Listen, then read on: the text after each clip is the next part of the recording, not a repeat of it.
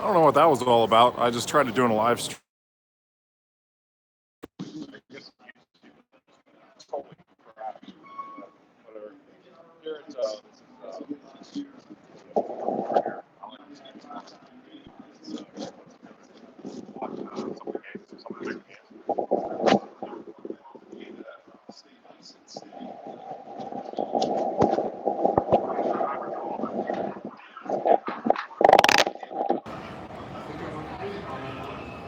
See if I can do this right.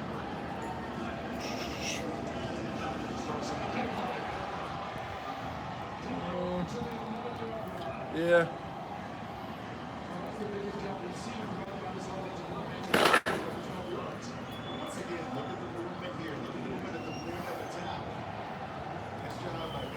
I guess that's a little bit better. Try it like that. My face is kind of dark. I'm just playing around my camera, I guess, right now. I guess it doesn't work all that well like that. It's like 7. What is it? 7 o'clock. Yeah, 7 o'clock. A lot of tourists and everything coming to check out the Space Needle. But yeah, I want to talk about a couple of different things that are on my mind.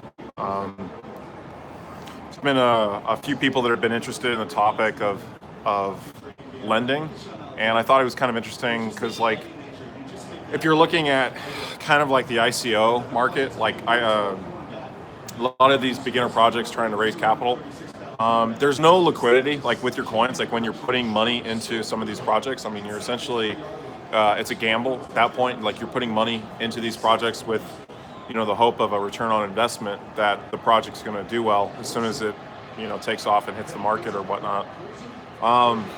But you don't really have the ability to move funds around, or kind of maybe if you're the type, like, I feel like there's not as much going on in cryptocurrency like if you're in the altcoin market.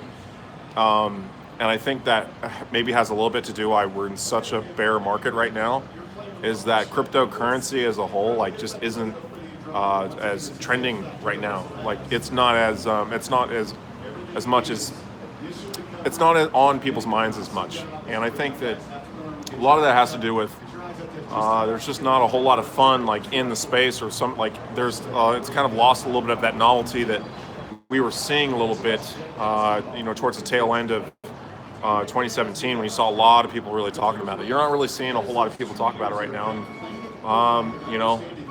you're seeing prices really kind of reflect that. You're seeing, Bitcoin's really been stagnating like in the 6,000s. Ethereum below 400. That's pretty bad. It's kind of been weighing down, like, the decentralized app space. But there's a lot of projects that you can kind of get into that can perform pretty well, but you kind of have to have the ability to kind of move around and pull out and get into certain projects at a certain time. And I feel like there's a lot of opportunity with that. And so they kind of, a lot of people that were kind of getting into these Ethereum games, a lot of different projects that were like trending on DApp Radar and that sort of thing. Like these were opportunities to really do pretty well. Like you can, if you see a project that shows a little bit of promise, shows a little bit of innovation, and it's something you kind of get in early enough, you can do really well. Like you can, you can double up, you can triple up, you can even do better than that. But you also need to have the ability to pull out, perhaps at a time. Like, I was kind of, recommending that, people kind of take a look at that when you're looking at a project like Proof of Weak Hands, because of, I was anticipating that we were going to see not a whole lot of activity in that contract, for the time being, until maybe the next development. And there's other projects and things that are kind of popping up, and I've been kind of looking into and kind of getting into, and having the ability to move around and get into like different projects, just being able to kind of throw some crypto around, that can be beneficial, I think, right now in this space. And I think what we're going to see over the next several months, I've kind of mentioned that, like, I think we're going to see a lot of developments in the smart contract space. I think there's a lot that are in the works right now that just are basically waiting, to get, audited and updated so that they're ready to launch onto the networks, and I think that got into a few that look like they're fairly promising. Like I know the gambling aspect has been something that has been like a big trender on DApp radar. I'll show that to you guys a little bit here. I've been looking at this like ETH horse. This is kind of an interesting one. I don't understand enough about it, so like I kind of got in their Telegram and I got in their Discord. You're essentially kind of betting on horses, but the horses are kind of like Bitcoin, Ethereum, and Litecoin, and it kind of has like a lap or something that goes around it. I don't know. Like I'm kind of looking into this one, haven't gotten into it. This Linea one I got into.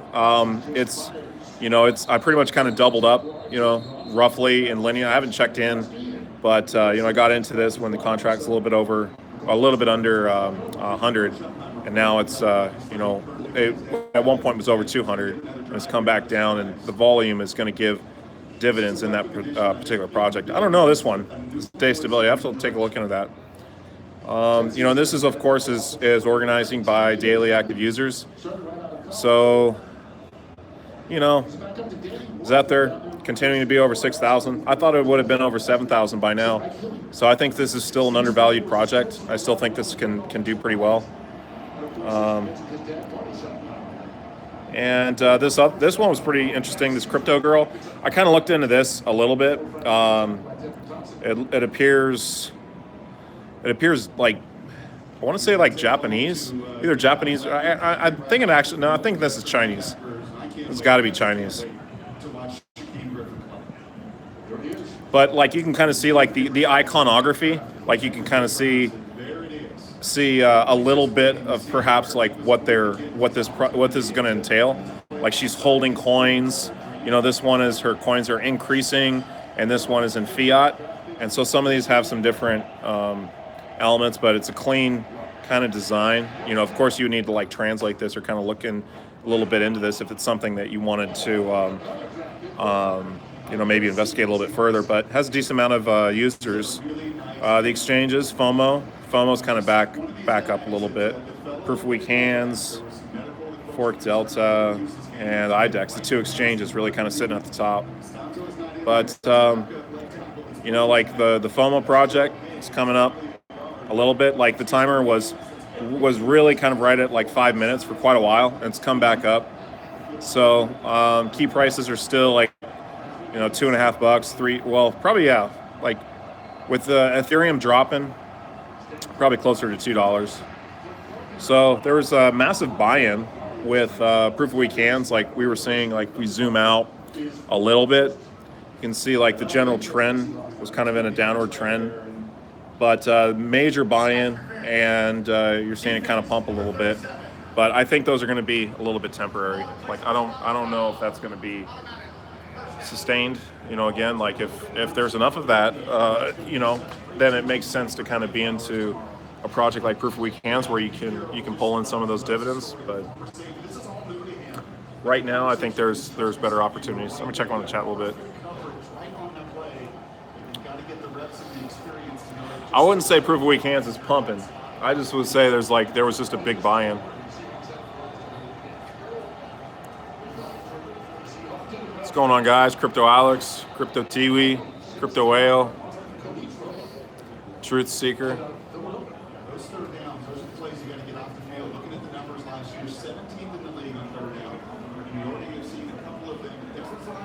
The community of Zephyr and P3D are going to war. Members of Zephyr Discord raided the P3D Discord and started posting pictures of dead babies, rape, and murder.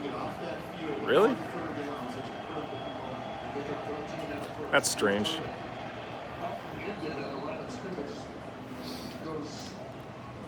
I don't know. I have to look at him a little bit more than that. Seattle right now. I'm back home for a little bit.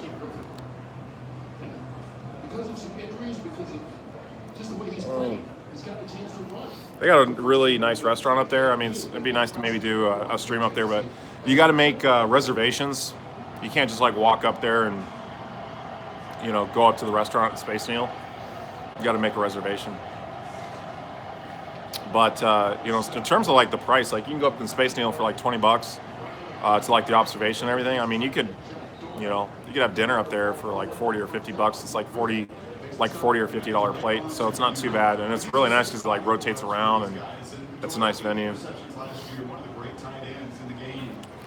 But also, I think like one of the things I wanted to kind of discuss a little bit and talk about. I've gotten a few questions about it, and like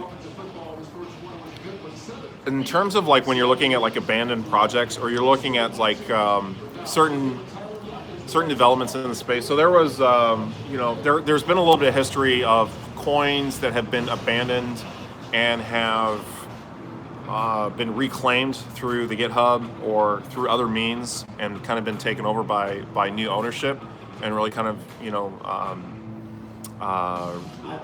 kind of like jump started like a secondary kind of wave of adoption in that particular coin. So that was like one example there. I think that like there's a lot of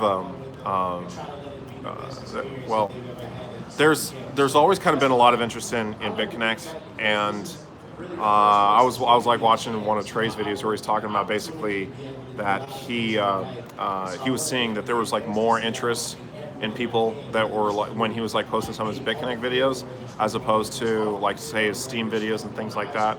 And he also, I saw he was kind of talking about some of the same things I'm talking about, where he's like starting to get flagged now, and like the censorship on Steem is really, you know, the big kind of like culprit as to why that platform, I feel like, is kind of struggling and not, you know, able to be kind of this, you know, a trusted, you know, social media platform that's not going to be censoring its users. It just hasn't really like gotten there yet. And so I don't know if there's going to be a social media platform that's going to be able to compete with Steem. You know, but there's like, you know, there's I think that there's just a lot of ways to kind of, I think there's a lot of ways to get into cryptocurrency, but if you're kind of getting into like some of these projects that are running into roadblocks, it might be something to kind of get away from for a little bit, see how it maybe performs and develops, and then see if there's like an alternative. And that's kind of been like my stance with Steem. And maybe that's something to be kind of look at with some of these like abandoned projects, like, or even just, you know, projects that people have gotten away from for a long time. When I see like someone like Trey like kind of pumping a coin, you know, like BCC, that has this stigma, that has, you know, a lot of like stereotypes and things like that behind it. You know, I think it's kind of interesting because it could potentially be a coin that could be reclaimed. You know, if it's been abandoned for, you know, a certain period of time, there's the ability to, you know, to take over some of that, to fork the coin, and it doesn't necessarily have to be something like that, but it could be something that would be similar. You know, I mean, I guess it's just like, you know, I think that there's a lot of people that still don't want to call it a scam, or don't look at it or see it as a scam. You know, I'm kind of like, you know, I don't think really anyone knows why the hell.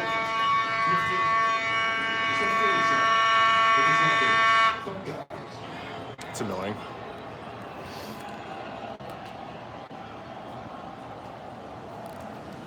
But I mean, I think that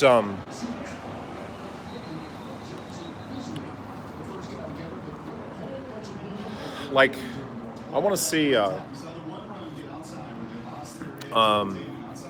see some sort of development like with that. I want to see if there's a means to kind of get some more clarity like on that situation, to see if if it is truly abandoned, where the developers are just completely taken off, which is really the situation right now. You know, and if there's enough interest and to take over that coin. I mean, if you remember, like, you know, BitConnect's like, you know, it's still a really good blockchain. It's 2-minute block times. It's fast. You know, it was a really good cryptocurrency. It worked. It just worked. So the technology seemed to work very, very well. Can't really necessarily say the same for like some of these other projects. I mean, take a look at like Ethereum. Like it gets bogged down. Gas prices become prohibitive. It starts being a real hassle to kind of move things around. Bitcoin still has really high fees. You've got the Lightning network that's supposed to kind of take some of that away and make that better. I don't know. It's kind of like another like patch or something onto something that one of these older technologies. There's a lot of people that are anti Ripple, saying it's not even really a cryptocurrency. It's just kind of like this ledger that's owned by the centralized entity. Bitcoin Cash, has a lot of stigma behind that because of Roger Ver. EOS has been like one of the biggest, ICO failures in a way. I mean, I never really kind of got into that project, but it was like one of those longest running like ICOs, and you had a lot of capital that got pumped into that project. Those are like the top 5 coins right there. That's why cryptocurrency really sucks, and it's kind of in this bear market. Some of these projects and technologies that were taken off, that were uber popular and being promoted by people on YouTube. Like these projects worked. Like they were kind of like a next step above. It's like almost like we've taken a step back in terms of the ability to kind of transact and move things around. Ethereum right now has a really interesting adoption like in the space. I think that's something to kind of take into consideration, like how many daily active users. Like you buy Ripple, you might buy Ripple and not take a look at it, for months. Like, I know I have. You're not really engaging with that cryptocurrency. Whereas if you have some of these other projects that you're constantly in. So that's, I think, part of what's driving some of these decentralized apps is they're built in such a way that you're bringing more and more people into that platform on a daily basis. More and more people are engaged with that technology. As Seattle continues to grow, so do we. And that means more good things to come for you, your neighbors, and our communities. Home Street Bank. EOS, the definition of centralization, maybe broke on BCC.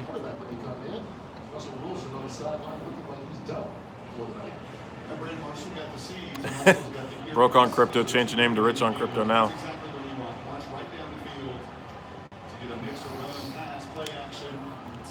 I think there's some other strategies as well to kind of get into fiat. Like I haven't really explored those much at all. And part of it's because I've been kind of traveling and it's treated a little bit differently, like at least in Vietnam. Perhaps in some of the other countries there might be some, something to look at there. But if you have fiat that's sitting on the sidelines, this would be a good time to kind of scoop up things in a really, bear market where, if this recovers, and you can maybe build up your fiat store values if you wanted to kind of have that as a certain allocation of kind of what you're doing.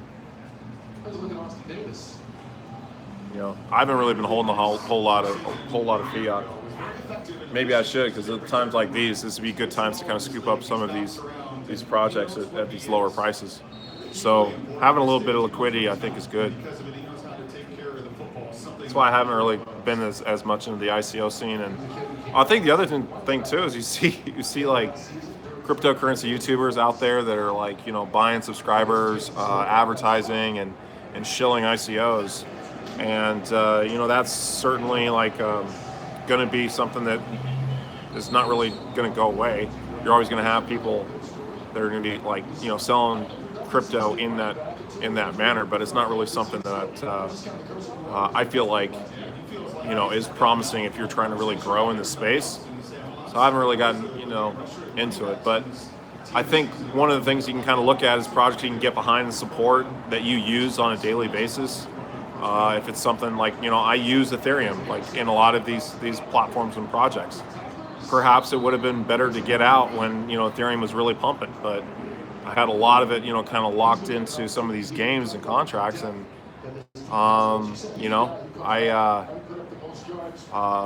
there's penalties sometimes to pull that out, and then maybe to transfer into fiat if you feel like the market's going to take a dump. I need to kind of get a little bit more into kind of like technical analysis to kind of figure out like if that's going to be something that I can kind of predict, where it's giving me enough of a signal where I can pull, maybe money into Ethereum, selling, my Ethereum, into fiat, whether it's USD or Tether,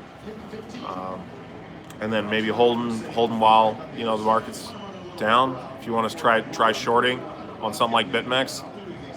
I don't have an account with BitMEX, but I want to get into doing, setting up like shorting coins. And some of that's kind of built on like trying to figure out, some of your positions and where you see the market going. BitConnect successes interact with the user and pull people into the space. What do you think of all ads and work, MLM? The MLM aspect is really what made it take a lot of criticism, I feel like, especially in the States. MLM is maybe treated a little bit differently or looked at a little bit differently in Asia. And since this is an Asian project, an Asian kind of phenomenon, that's kind of the perspective that they're coming from. So when it kind of hit this area of the world, it it maybe didn't have some of that same appeal, but I was like, also trying to have a little bit of an open mind when you're approaching that. Part of that is being over there in Asia. You pick up on some of this. It's not like necessarily that it illegitimizes the project. It's just that they're at a little bit of a different adoption rate in Asia. They're not as on the ball or kind of involved in some of these highly innovative and technological projects that we're kind of seeing right now in the cryptocurrency space. Crazy rich Asians love crypto. So where do you actually live? I guess I live on Vietnam. I'm just here visiting for a little bit. But I might move. Like, one of the things I thought about doing is picking up and traveling and like going to a new city like every 6 months or so. So like I want to go to Hong Kong, like to maybe spend some time in like Tokyo and Seoul, Shanghai, Australia. Really want to go to Peru though. Like I think that that's kind of the big one that's on my radar right now. I really want to go to Peru. So I might go back to Vietnam, and maybe after a little while, I might decide to kind of like throw some stuff in storage and head out to Peru.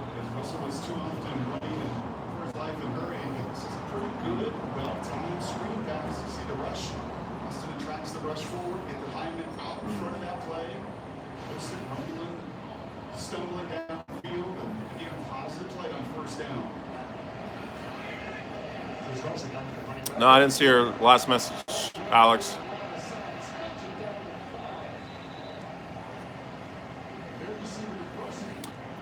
Yeah, man, like meeting YouTubers is kind of like fun. Like I got an opportunity to kind of meet a lot of cryptocurrency YouTubers over like the last 2 weeks or so.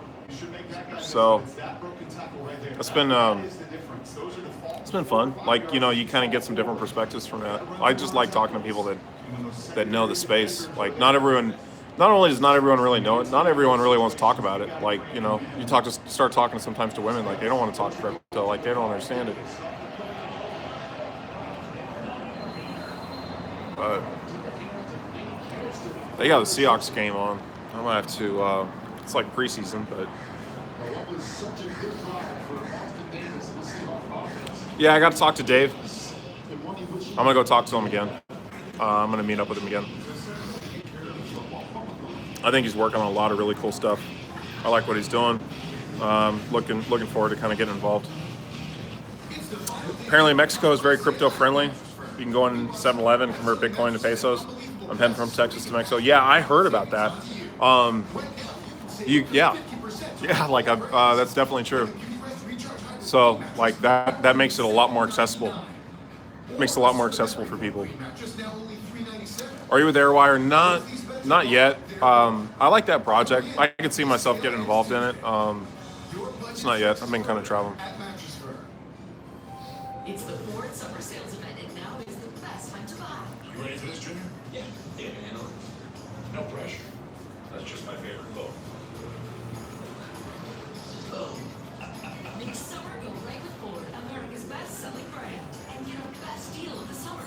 0% financing for 60 months on F-150. So your that's your username on what crypto, Alex? $1,800 cashback and $1,000 on top of your trade on F-150. Well, other burger places serve the same old stuff. I'm the only one who has the balls to serve something different. I mean, just look at my teriyaki bowls. Choose from steak or chicken, covered in teriyaki sauce, plus your choice of white or brown rice. What about these bowls, Jack? Hey, you got some pretty nice bowls there. So does Dan. All right, guys. I think I'm gonna call a stream. Appreciate y'all staying online. I'll catch you on the next one.